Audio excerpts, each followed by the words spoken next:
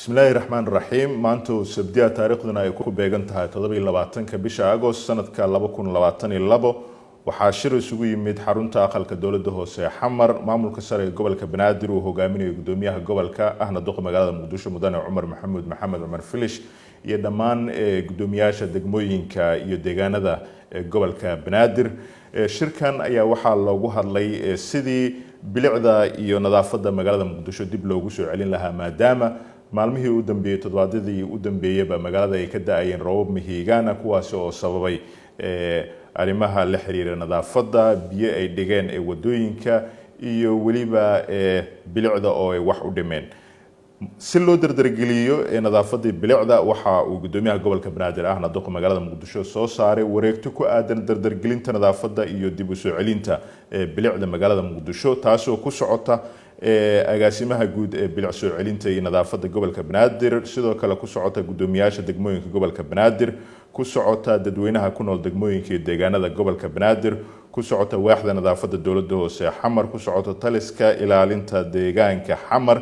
og agaasimaha waaxda xiriirka ee degmooyinka gobolka Banaadir og afayeenka gobolka Banaadir og xogayaha guud ee maamulka gobolka Banaadir og gudoomiye ku xigeenada maamulka gobolka Banaadir gudoomiyaha gobolka Banaadir ahna duqa magaalada Muqdisho markuu arkay dastuurka Jamhuuriyadda Federaalka Soomaaliya markuu arkay sharciga maamulka gobolada iyo degmooyinka dalka ee nambarkiisu yahay nambar 6 soo baxay 12 bisha 1980 markuu qiimeeyay xaaladda nadaafadda iyo bilicda magaalada Muqdisho markuu garwaaqsado baahida loo qabo in isbedel la taaban kara laga sameeyo nadaafadda iyo bilicda magaalada Muqdisho markuu tixgeliyay tala soo jeedinta agaasimaha guud ee bilicda iyo soo celinta nadaafadda ee gobolka Banaadir wuxuu soo saaray go'aamada soo socda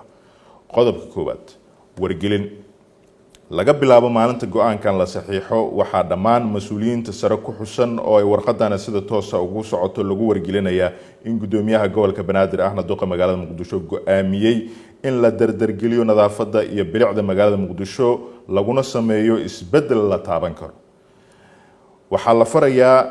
gudoomiyaasha degmooyinka gobolka Banaadir iyo waaxda nadaafadda dawladda hoose xamar in si degdeg ah loo dardargeliyo howlaha nadaafadda caasimadda magaalada Muqdisho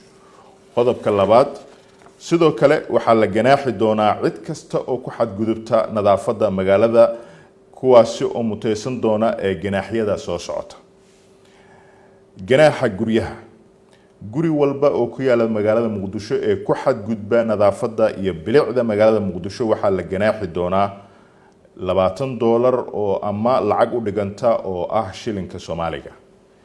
ganaaxa goobaha ganacsiga sidoo kale goobaha ganacsiga ee ku yaala magaalada Muqdisho cid kasta oo ku xadgudubta nadaafadda iyo bilicda waxaa la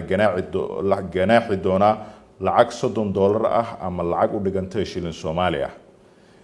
ganaaxa gaadiidka lagu dhaqo wadooyinka iyo kuwa baarkinada iska dhigta iyaguna waxaa la ganaaxi doonaa $20 ama lacag u dhiganta shilin Soomaali ah